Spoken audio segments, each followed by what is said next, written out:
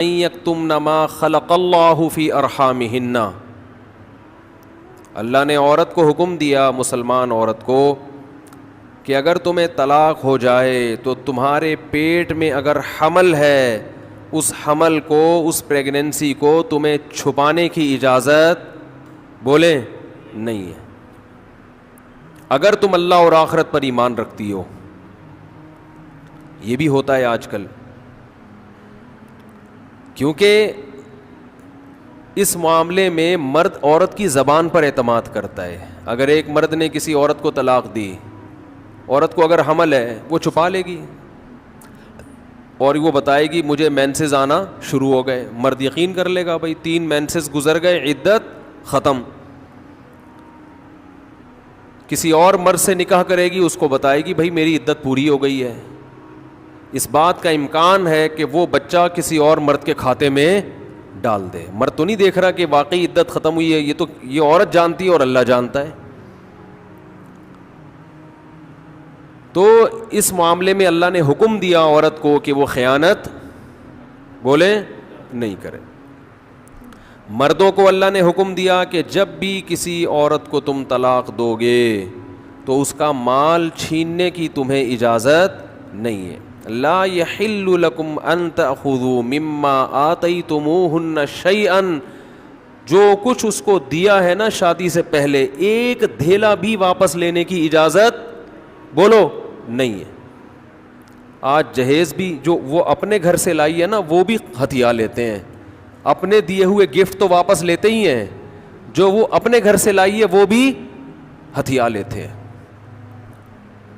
یہ سارے قرآن کے احکام ہیں جس کی آج دھجیاں اڑائی جا رہی ہیں، کیونکہ ان احکام کا لوگوں کو علم ہی نہیں ہے۔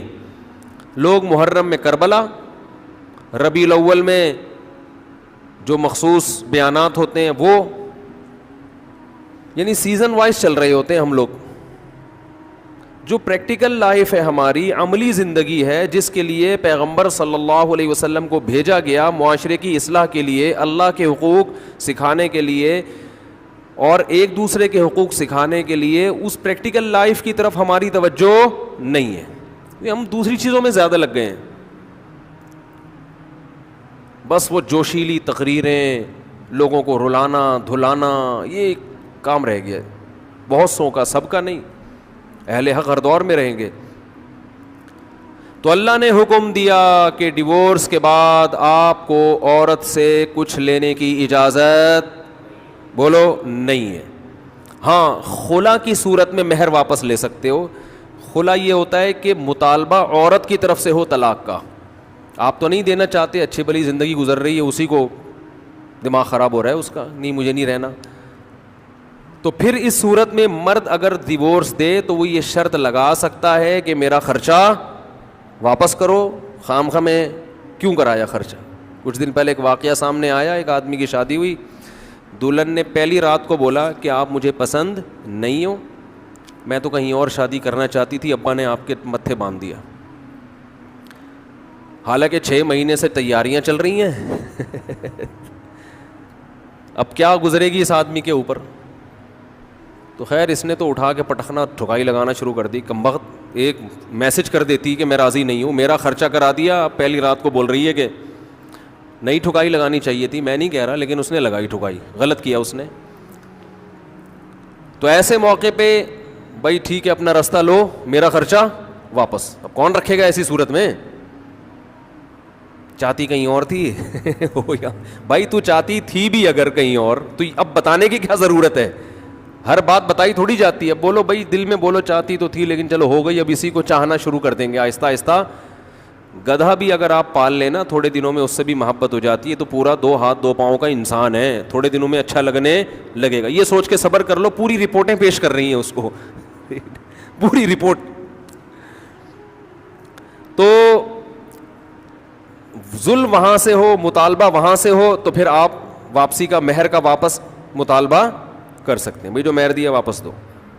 یہ بھی اللہ نے ان آیتوں میں حکم بیان کیا۔ ایک حکم اللہ نے یہ بھی بیان کیا کہ اگر رخصتی سے پہلے طلاق ہو جائے تو پورا مہر نہیں دینا پڑتا بلکہ آدھا مہر دینا پڑتا ہے۔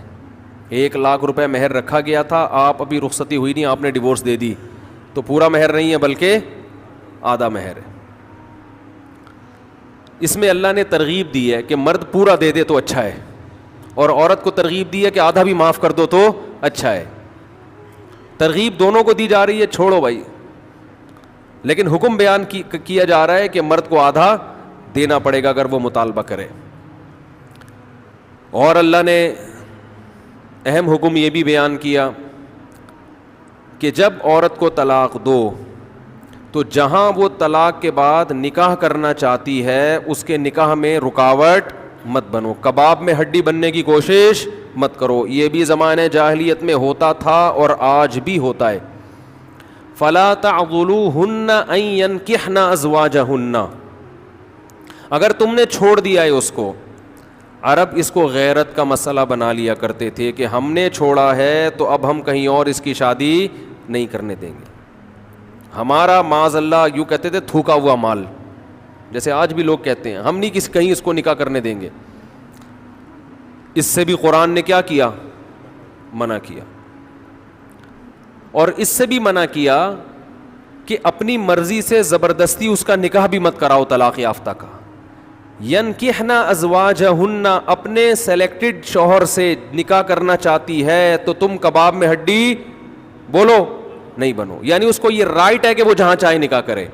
یہ بھی خرابی ہے آج کل بعض علاقوں میں, یہ خرابی ہے کہ بیوہ کو یا طلاق یافتہ کو نکاح تو کرنے دیتے ہیں, لیکن بعض علاقوں میں دستور ہے نکاح ہمارے ہی خاندان میں ہوگا, آپ ہمارے خاندان سے باہر نہیں جا سکتی.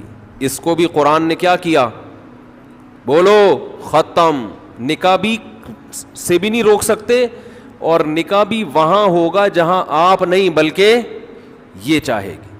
اس میں اللہ نے عمر کی کوئی قید نہیں لگائی. 40 سال کی بیوہ یا طلاق یافتہ ہو, 50 سال کی ہو, 55 سال کی ہو, یہ تمہارا ہیڈ ایک نہیں ہے. تمہیں زیادہ ٹینشن لینے کی ضرورت نہیں ہے. لوگ بڑی ٹینشن لے رہے ہوتے ہیں کہ تمہیں ضرورت کیا ہے, اب 4 بچے ہیں تمہارے, 5 بچے ہیں, اس عمر میں تمہیں شادی کرتے ہوئے شرم نہیں آتی, چھوڑو بھائی کیا ضرورت ہے. تو اللہ فرماتے ہیں کہ تمہیں ٹینشن لینے کی ضرورت بولو یہ اس کا ہیڈ ایک ہے, یہ تمہارا ہیڈ ایک نہیں ہے. جیسے کوئی 4 شادیاں کر رہا ہے تو اس کا ہیڈ ایک ہے نا, آپ کا ہیڈ ایک تھوڑی ہے یہ. آپ پتہ نہیں کیوں پریشان ہیں مفتی صاحب کو کیا ہو گیا, وہی ان کا ہیڈ ایک ہے, آپ کا ہیڈ ایک نہیں ہے. یہ میں اپنی بھی درمیان میں لگا دیتا ہوں نا. تو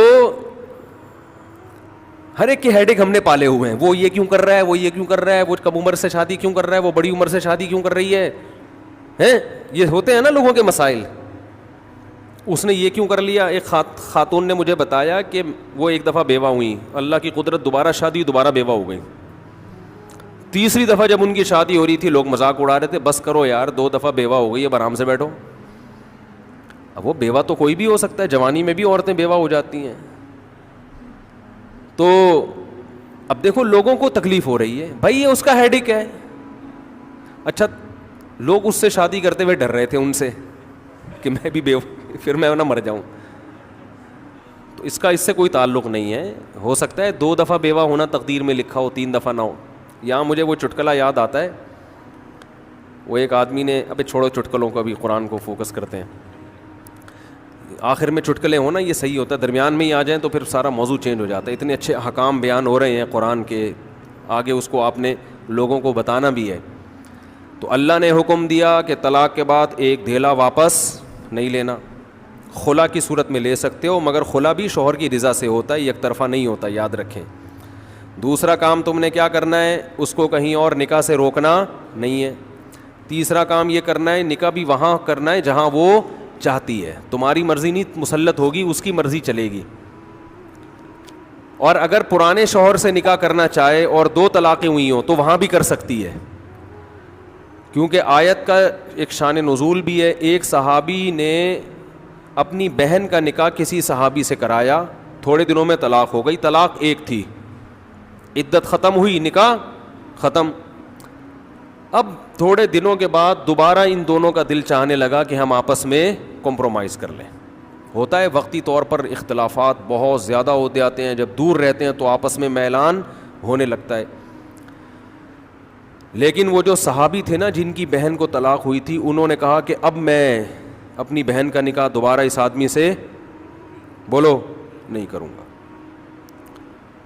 اور کہا کہ یا رسول اللہ میں نے ان کی عزت کی, ان کو اپنی بہن نکاح میں دی, انہوں نے لڑائی جھگڑا کر کے طلاق دے کے میرے گھر میں بٹھا دیا اس کو, تو میں کیسے دوبارہ, یہ ایک ذلت محسوس ہوتی ہے نا انسان کو. قرآن میں اللہ نے آیتیں نازل کی کہ اگر وہ اپنے شوہر سے نکاح کرنا چاہتی ہے تو درمیان میں رکاوٹ مت بنو. لڑے بھی وہ خود تھے, اب جڑ بھی خود رہے ہیں. نہیں آ رہی بات؟ اس کو بھی لوگ غیرت کا مسئلہ بنا لیتے, سسر صاحب بنا لیتے ہیں, میرے داماد نے میری بیٹی کو طلاق دی ہے, میں تو نہیں واپس بھیجوں گا. بھائی دنیا میں جو آدمی میں لچک نہیں ہے نا, فلیکسیبلٹی نہیں ہے, لچک نہیں ہے جس میں, وہ کبھی بھی کامیاب نہیں ہو سکتا. یاد رکھو یہ جو ہوتا ہے نا, میں اصول کا پکا, بھائی اصول کا پکا ہونا تو اچھا ہے, لیکن یہ اصول ہی غلط ہے کہ جو کہہ دیا تو اس پہ قیامت تک قائم رہنا ہے. یہ اصول ہی غلط ہے. اصول یہ ہونا چاہیے کہ جب موقع کی مناسبت سے جو بات ٹھیک لگے گی اپنے آپ کو چینج کر لوں گا. یہ اصول ٹھیک ہے, اس اصول پہ پکے رہو, اور یہ نبی سے ہمیں ملتا ہے یہ اصول. حدیث میں آتا ہے ایک صحابی نبی کے پاس آئے, مجھے صدقہ چاہیے, یہ چاہیے, وہ چاہیے. آپ نے فرمایا اللہ کی قسم تم پر خرچ نہیں کروں گا میں. وہ چلے گئے, آپ نے دوبارہ بلایا, فرمایا ان پہ صدقہ کرو, دے دو. وہ پریشان, یا رسول اللہ آپ نے تو قسم اٹھائی تھی کہ میں آپ کو نہیں دوں گا. آپ نے فرمایا مر رآ علی یمین فرآ غیرہا خیرا منہا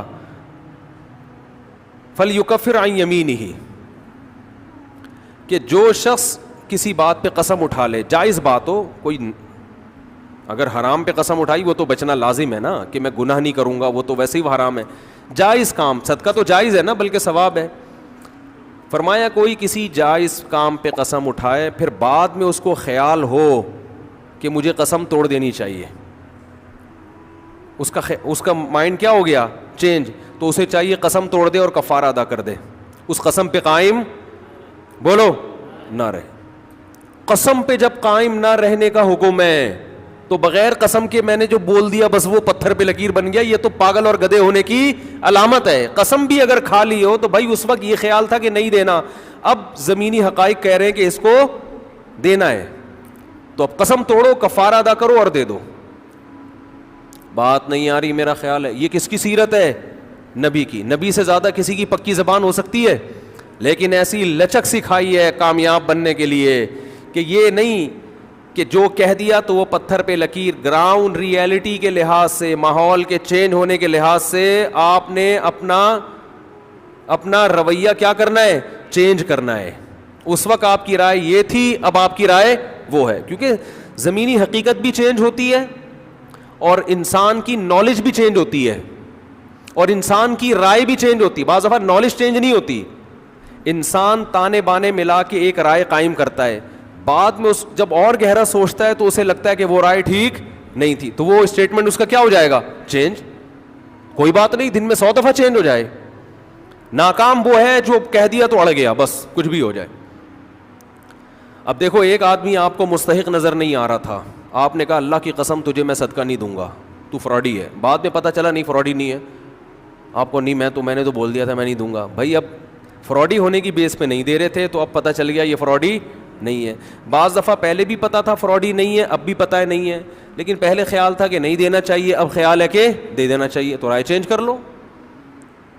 بہت مشکل ہے. اور گھریلو جھگڑوں میں تو میاں بیوی کی طبیعت میں اگر لچک نہیں ہے نا, 4 دن بھی ان کا رشتہ نہیں چل سکتا. یہ تو مجھ سے ابھی لکھوا کے سگنیچر انگوٹھے لگا لو, جیسے سبزی والے نے ٹھپے لگائے تھے انگوٹھے لے کے گھوم رہا ہوں. لیکن آپ انگوٹھے نہیں, آپ مجھے پکڑ لینا, میں کہاں بھاگوں گا. وہ جب بھی انگوٹھے کی بات آتی ہے مجھے وہ سبزی والا یاد آتا ہے جس کو میں نے بزنس کے لیے پیسے دیے تھے, اور اس نے ایمانداری میں اسٹیمپ پیپر پہ اپنے انگوٹھے لگا کے دیے تھے. جب وہ پیسے لے کے بھاگا تو 3 سال میں نے وہ انگوٹھے سنبھال کے رکھے.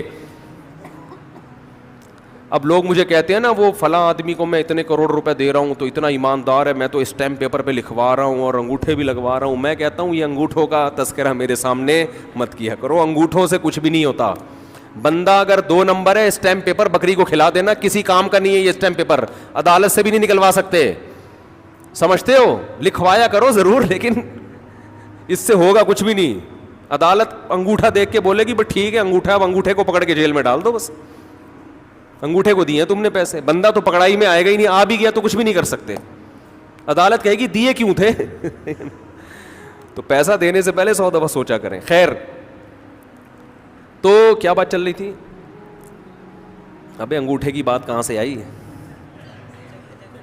ہاں, لچک پیدا کرنا. میاں بیوی کا رشتہ تو ایسا ہے کہ اگر آپ کہیں نا کہ جو میں نے کہہ دیا بس وہ کیا ہے, آرڈر از آرڈر, تو بھائی اس کا مطلب آپ میدان جنگ میں کھڑے ہوئے ہیں, دشمن کی فوجیں آپ کے سامنے ہیں, اور آپ ایک فوج کی کمانڈ کر رہے ہیں کہ گولی چلانے کا آرڈر دیا تو کیا کرنا ہے.